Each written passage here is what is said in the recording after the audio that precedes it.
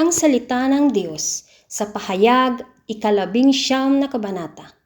Pagkatapos nito, narinig ko ang tila sama-samang tinig ng napakaraming tao sa langit na umaawit ng ganito: Hallelujah! Ang kaligtasan, ang karangalan at kapangyarihan ay tanging sa Diyos lamang. Matuwid at tama ang kanyang hatol. Hinatulan niya ang reyna ng kahalayan na nagpasama sa mga tao sa lupa sa pamamagitan ng kanyang kahalayan. Pinarusahan siya ng Diyos dahil sa pagpatay niya sa mga lingkod ng Panginoon. Muli silang umawit, Hallelujah! Walang tigil na tataas ang usok na mula sa nasusunog na lungsod. Ang 24 na matatandang pinuno at ang 4 na nilalang na buhay ay nagpatira pa at sumamba sa Diyos na nakaupo sa trono. Sabi nila, Amen, Hallelujah! May nagsalita mula sa trono, purihin ninyo ang ating Diyos, kayong lahat ng mga lingkod niya, dakila o hamak man, kayong may banal na takot sa Kanya. Pagkatapos ay narinig ko ang parang sama-samang tinig ng napakaraming tao, parang ugong ng rumaragasang tubig at dagundong ng mga kulog. Ganito ang sabi ng tinig, Hallelujah! Sapagkat naghahari ang Panginoon nating Diyos na makapangyarihan sa lahat. Magalak tayo at magsaya, luwalhatiin natin siya sapagkat sumapit na ang kasal ng kordero at inihanda na ng kasintahang babae ang kanyang sarili. Binihisan siya ng malinis at puting-puting lino.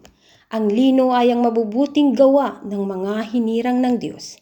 At sinabi sa akin ng anghel, isulat mo ito, pinagpala ang mga inanyayahan sa kasalan ng kordero. Idinugtong pa niya, ito ay tunay na mga salita ng Diyos. Nagpatira pa ako sa kanyang paanan upang sambahin siya. Ngunit sinabi niya sa akin, huwag mong gawin iyan. Ako may aliping tulad mo at tulad ng iyong mga kapatid na nagpapatotoo tungkol kay Jesus. Ang Diyos ang sambahin mo sapagkat ang pagpapatotoo tungkol kay Jesus ang diwa ng propesiya. Pagkaraan nito ay nabuksan ang langit at nakita ko ang isang kabayong puti. Ang sakay nito ay tinatawag na tapat at totoo, sapagkat matuwid siyang humatol at makipagdigma. Parang nagliliyab na apoy ang kanyang mga mata, at sa kanyang ulo ay mayroong maraming korona. Nakasulat sa kanya ang isang pangalan niya na siya lamang ang nakakaalam ng kahulugan. Basang-basa sa dugo ang kanyang kasuotan at ang tawag sa kanya ay Salita ng Diyos. Sumusunod sa kanya ang mga hukbo ng langit na nakadamit ng malinis at puting lino at nakasakay rin sa mga kabayong puti. May matalim na tabak na lumalabas sa kanyang bibig na gagamitin niyang panlupig sa mga bansa. Mamamahala siya sa mga ito sa pamamagitan ng tungkod na bakal at paaagusin mula sa pisanan ng ubas ang alak ng puot ng Diyos na makapangyarihan sa lahat. Nakasulat sa kanyang kasuotan at sa kanyang hita ang ganitong pangalan, Hari ng mga hari at Panginoon ng mga Panginoon. Nakita ko naman ang isang anghel na nakatayo sa araw.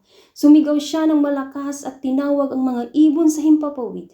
Halika kayo at magkatipon para sa malaking handaan ng Diyos. Kainin ninyo ang laman ng mga hari, ng mga kapitan, ng mga kawal ng mga kabayo, at ng kanilang mga sakay.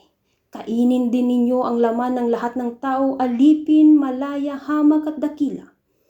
At nakita kong nagkatipon ang halimaw at ang mga hari sa lupa, kasamang kanilang mga hukbo upang kalabanin ang nakasakay sa kabayo at ang hukbo nito. Nabihag ang halimaw, gayon din ang huwad na propeta na gumagawa ng kababalaghan sa harap ng halimaw upang dayain ang mga taong may tanda ng halimaw at sumamba sa larawan nito. Ang halimaw at ang huwad na propeta ay inihagis ng buhay sa lawa ng apoy na nagliliyab sa asupre. Ang kanilang mga hukbo ay pinatay sa pamamagitan ng tabak na lumabas sa bibig ng nakasakay sa kabayo. Nabusog ng husto ang mga ibon sa pagkain ng kanilang mga bangkay. Ito ang salita ng Diyos. Sa pangalan ng ating makapangyarihang Panginoong Hesukristo. Amen.